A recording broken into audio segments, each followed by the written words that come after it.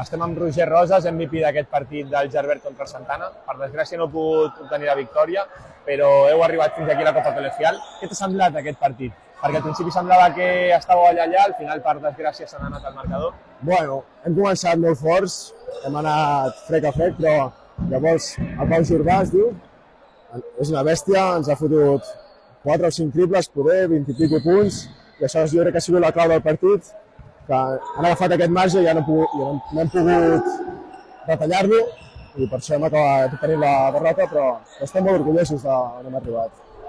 Heu arribat fins aquí, que era també molt complicat. Què t'ha semblat la vostra trajectòria a la Copa Colegial? Bueno, ningú s'esperava que arribaríem tan lluny, ja que era el nostre primer any, i l'afició també ens ha ajudat moltíssim, sobretot el Congost.